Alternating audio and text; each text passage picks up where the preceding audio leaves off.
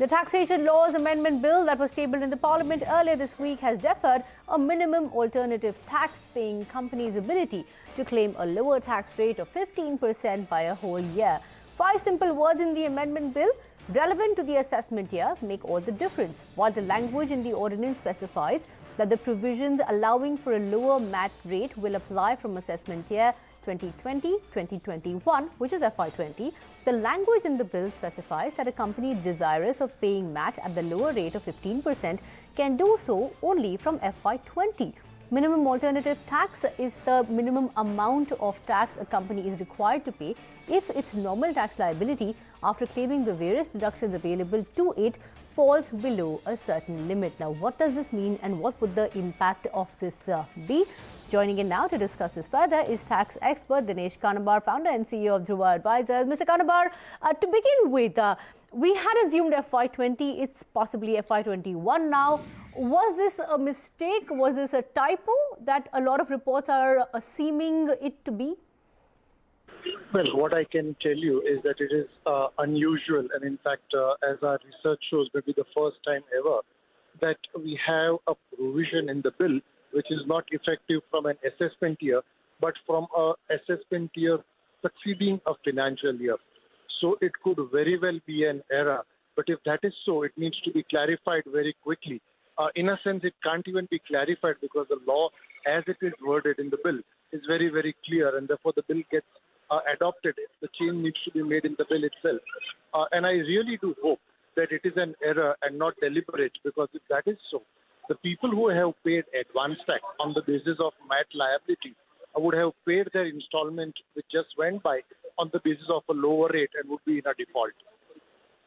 So, if it were deliberate, if we go with that assumption in that case, how much of a setback would this be? You know, what do companies who have already provisioned for it do in that case?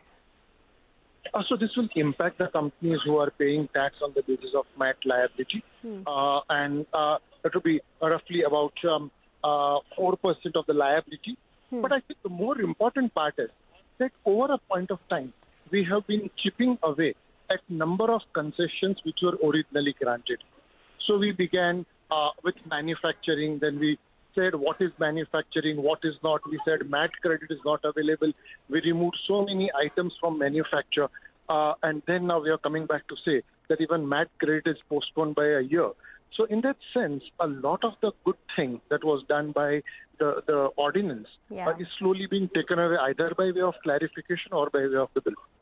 You know, does this kind of dampen sentiment? Because, you know, you've seen the markets, there seems to be the sense that the government is taking reform seriously, is looking into liabilities, into taxation. Several areas are being looked into. Would this dampen sentiment from a corporate perspective? I think the way I would look at it is, one, of course, the general economic sentiment. And in fact, the tax rates were supposed to be an absolute cheer. You know how the markets cheered when the ordinance came in. And as I'm saying that first we began to say that there will be no MAT credit permitted, brought forward losses, there were issues, and then the government reserving it for itself, the right to specify what manufacturing is not permitted to be treated for the lower rate. So we seem to be, as I said, chipping away at many of those things, and I don't think that's something which should be happening. Mr. Kanabar, for companies that have already factored this in, or have already declared this, or have provision for it rather, what can they do now? Now that it's been pushed to FY21 based on the clarification or the deliberate wording, what can they do now then? No, I think this is at this point of time a bit premature, because the next installment of advance tax will fall due now, and hopefully by that time one will get a better sense as to whether this is deliberate or an error, because by that time the bill would have been converted to law. If the clarification comes in, or rather if the amendment comes in, the bill is passed with the change, keeping it not forward but applicable to the financial year March 20, then one should not have a challenge at all. If it is otherwise, then higher installment of advance tax will have to be paid next time. There will be a charge to P&L account of the listed companies who would have provided a MAT liability at lower basis, and there could be an interest implication too. And because I asked this because we've had companies come on the channel talk about how they are already working on provisioning for it, and in some areas already have done so. The other point I wanted to ask you, Mr. Kanabar, in some cases companies haven't yet exhausted the tax credit. So is that 1 year difference even going to count? How significant would that be in that case? No, the two are different things. This is the liability for the year. Okay. It's not about brought forward. This is whether if there are book profits this year, whether on those book profits you will pay tax at the earlier rate or the new rate. That is what we are talking about. This is not related to the brought forward M.A.T. So this will have an impact, yes. This will. Last question before we wrap, sir. What are the key points of clarification that are required? And in that case, if we were to assume FY21 and that deferent or the lower tax coming into effect from FY21, from then, how much of a benefit would it be? How would you view the sentiment as well?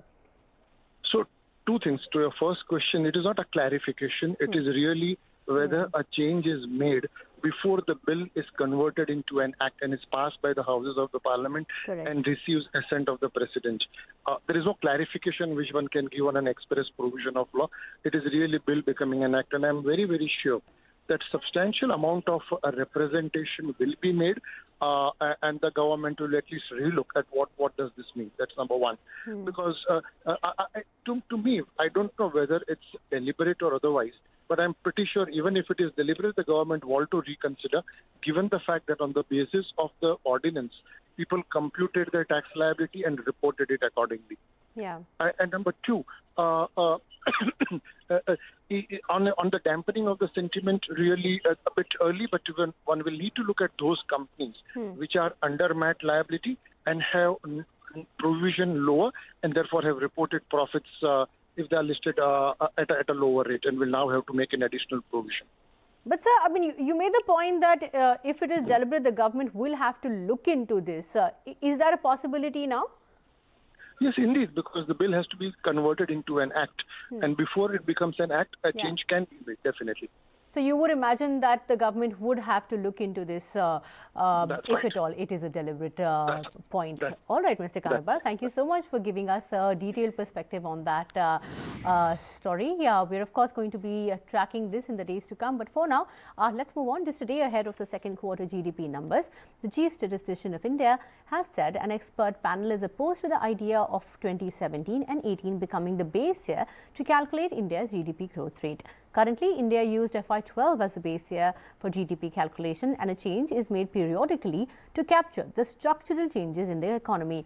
Replying to a question in the Parliament, the Ministry of Statistics said the expert panel has recommended FY21 becoming the base year to calculate GDP. Sapna Das is here to explain the story to us. Sapna, why is the expert panel opposed to FY18 as base year, and what can we expect then? Well, I suppose the committee of experts, has indicated the fact that 17-18 was the year of structural reforms, and possibly, due to that, maybe, it's not going to be adopted, or rather, it's not being adopted as a new base year for GDP calculation. 16-17 was the year of demonetization. 17-18 was the GST rollout. Those could be the reasons. The government would like to choose a year that was basically shorn of economic uncertainties, or rather, major structural reforms which will have a major impact on your national accounts as well as your fiscal indicators. So probably that's one big thing. The other aspect that we need to keep in mind is that if you take a year that may have a low base, and you have future projections coming in at a higher level, possibly the government doesn't want to be caught in this criticism that they have deliberately chosen a low base year so that the other years where the growth rate looks better, in comparison it looks better, you have the base effect coming in. Possibly they also want to escape, they don't want that kind of criticism for any reason. The point here now is that this is a recommendation that has come in. MOSFI will now look at it. They will start the surveys, which are very, very important for this base year to be adopted. The surveys will start from July 2020 onwards. 18, 19, 19, 20 are totally ruled out as the new base years for GDP or the national accounts. No surveys have been done in these years. Plus, in the current fiscal year, already towards the end of it, and again, it has been a year that you have seen laggard numbers on GDP and other indicators. The challenge for the government will now be to how quickly they can implement the new base year. Whether the rollout will happen from 2022-23 onwards, or will the time gap be longer? I think that's the challenge that the government will have to work on. Okay, Sapna, thanks for joining in with that. Now, meanwhile, the government has tabled a supplementary demand for grants in Parliament. The centre is asking for additional gross expenditure of more than 21,000 crore rupees and net spend of nearly 19,000 crore rupees this financial year. The lion's share of this request is for the reorganisation of Jammu and Kashmir and Ladakh as union territories. The centre is seeking over 8,800 crore rupees for this very purpose. The government has also sought 4,500 crore rupees to recapitalise IDBI Bank. It is also seeking 2,500 crore rupees to recapitalise insurance companies. Now, the government today tabled the Industrial Relations Code in Parliament. This is the first major attempt by the Modi government to reform labour laws. The bill aims to combine 3 existing laws along with a slew of other changes. Ritu Bhuyan is here to explain the story to us. Ritu, take us through the features of this bill and how this changes the labour laws as is. The Industrial Relations Code amalgamates 3 existing labour laws, which includes the Trade Unions Act, the Industrial Employment Act and the Industrial Disputes Act. Let me start with the definitions.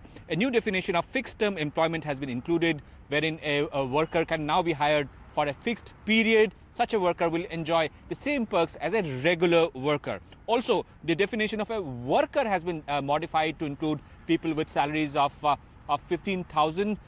As of now, the definition of worker includes people with salaries of up to 10,000. The definition of strike has been modified to include mass casual leaves. As far as trade unions are concerned, many changes have been incorporated, which includes managements will negotiate with only one trade union in case there are multiple trade unions in that establishment. Such a trade union will have to have a support of 75% of the workers. In case none of the trade unions have that much amount of support, then a council will be established, council of workers, with which the management will negotiate. A 14-day notice period will have to be given by the trade unions before a strike is called.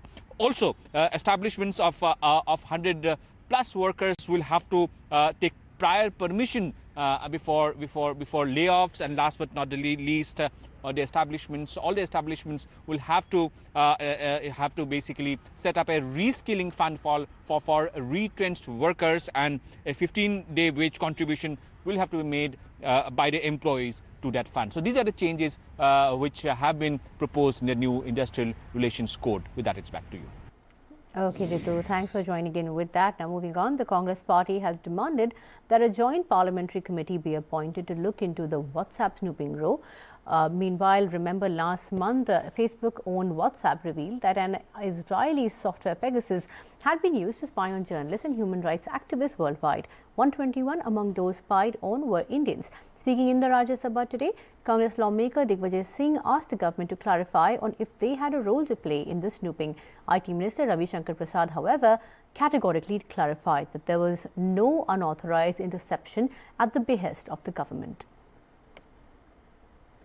मेरा आरोप है कि आखिरी कि सरकार को पूरे मामले का पता था, उसके टॉप लीडर्स को सब जानकारी थी, बाकायदा प्लान करके पेगासस खरीदा गया, गैर कानूनी तौर पर इस्तेमाल हुआ।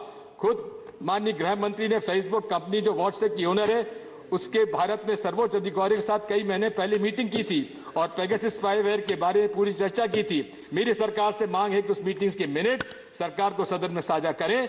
मेरी मांग है कि सरकार के मिनट्स और फेसबुक कंपनी के बनाए मिनट्स को दोनों सदन के सामने रखे जाएं ताकि सरकार अपने मिनट्स को एडिट कर सदन को गुमराह न कर सके। और अगर माननीय मंत्री जी राष्ट्रीय सुरक्षा के कवच के पीछे छुपकर सदन की जानकारी छुपाना चाहते हैं तो मेरी सभी पार्टियों से अपील है कि इस संवेदनशील मामले पर जेपीसी का गठन किया जाए और इसकी जांच करें क्योंकि हमारी फंडामेंटल राइट और नेशनल सिक्योरिटी से जुड़ा हुआ है। I will, with great respect to this House and to the Honourable Anand Sharma ji, that we have already stated very clearly that any violation of the established procedure is actionable in law.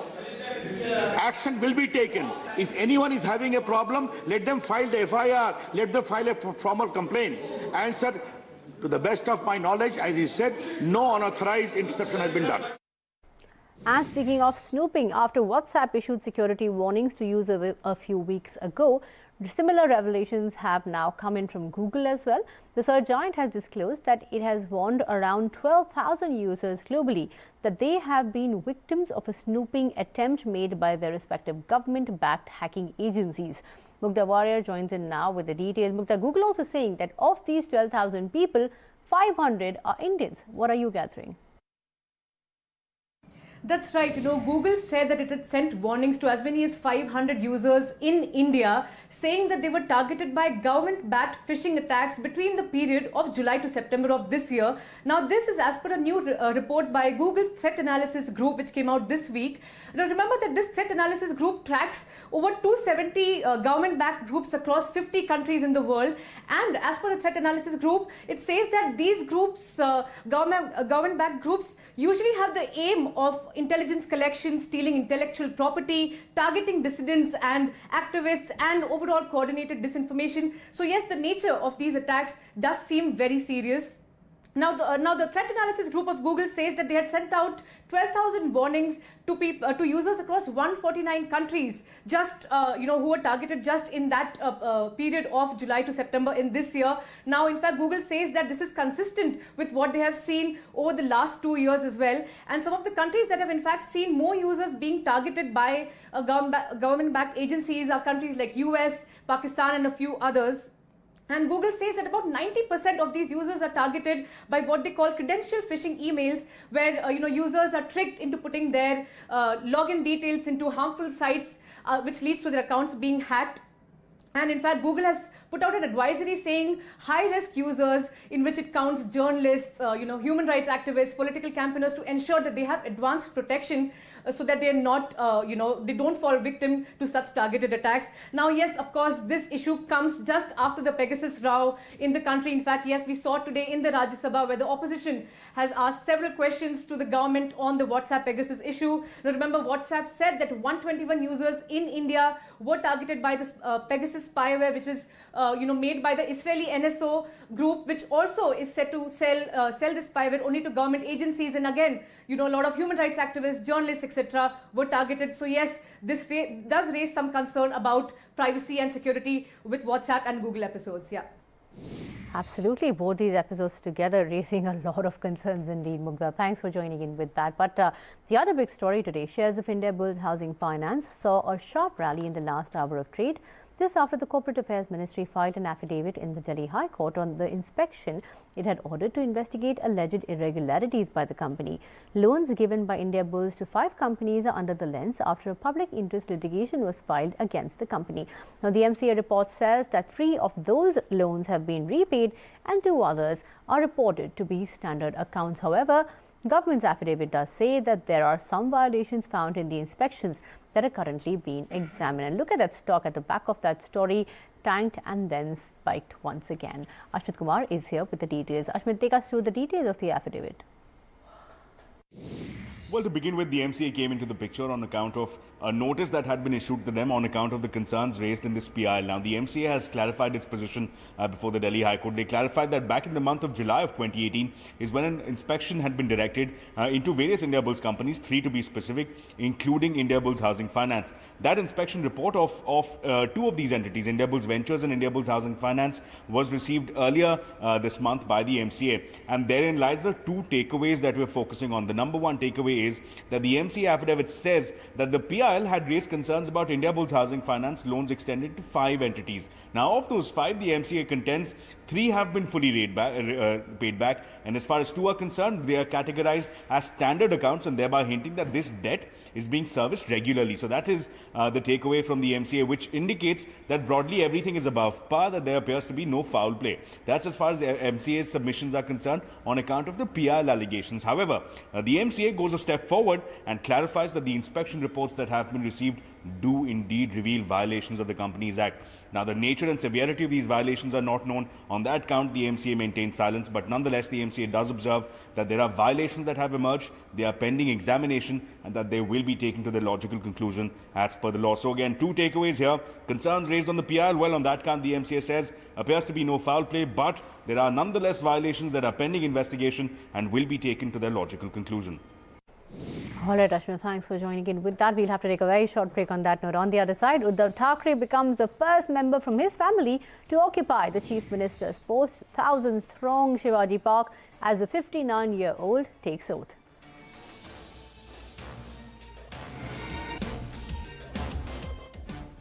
मी उद्धव बाळासाहेब ठाकरे ईश्वर साक्ष शपथ घेतो की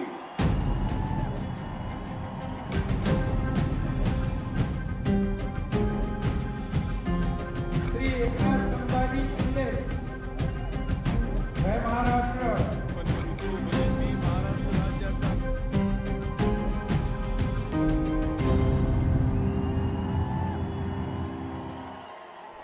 Uddhav Bhalasaheb Thackeray has been sworn in as the new Chief Minister of Maharashtra. He is the first member from the Thackeray clan and the third from the Shiv Sena to occupy the Chief Minister's post. Thousands thronged the Shivaji Park area in Mumbai, the Shiv Sena's birthplace, as the 59-year Uddhav took oath, bringing the curtains down on what was a month of twists and turns in Maharashtra politics. 6 other leaders were sworn in along with him. The Deputy Chief Minister's post will be occupied by the NCP. There is, however, no clarification on that yet. The swearing-in ceremony was attended by the likes of Sharad Pawar, Devendra Fadnavis, Bhupesh Baghel, Kamal Nath, Stalin, Raj Thackeray, among others. Not just the political heavyweights, top industry captains also graced the occasion. Sonia Gandhi, Rahul Gandhi, however, did not attend that swearing-in ceremony. Meanwhile, the Sena NCP Congress alliance has come out with its much anticipated common minimum program. The very first line mentions that all the three parties commit to uphold secular values. It also stresses on providing loan waiver to farmers affected by floods and 80% reservation for locals in government jobs. And sticking to political slugfest, a day after BJP MP Pragya Thakur called Nathuram Godse a patriot in her parliament speech, a controversy has broken with opposition leaders demanding strict action against the terror-accused MP. The Congress party even staged a walkout over the issue in Lok Sabha today. Pragya Thakur, in her defence, said that she was referring to Udham Singh and not Godse and accused the opposition of misleading people. The BJP has sacked her from the parliamentary panel on defence and has also barred her from attending parliamentary meetings. The BJP's disciplinary committee is likely to consider further action against the troublemaker MP. Nathuram Godse को देशभक्त कहे जाने की बात तो दूर, मैं समझता हूं कि यदि देशभक्त मानने की किसी की सोच है, हम इस सोच को ही पूरी तरह से हमारी पार्टी कंडेम करती है, हमारी सरकार को कंडेम करती है। देखिए, जहां तक महात्मा गांधी का प्रश्न है, महात्मा गांधी हम लोगों के लिए आदर्श हैं और वो पहले भी हमारे मार्गदर्शक थे और भविष्य में भी हमारे वो मार्गदर्शक रहेंगे। I already told them I don't comment on what that lady says. But still she continuously वो यही बात कही जा रही है, पहले भी मना किया। Well, that's the heart of the BJP, ना? That's the center of the BJP. That's the heart of the RSS. What can I say? वो उनकी आत्मा है, वो कहीं ना कहीं से निकलेगी। वो उनकी आत्मा है, उसको वो गांधी जी की जितनी भी पूजा करें, वो आत्मा उनकी वो है। Thank you. I don't need to waste my time demanding action about that woman. And on that note, it's time to wrap up this edition of What's Hot. Many thanks for staying with us and watching the show. Up next, we should focus on the market action. It seems to be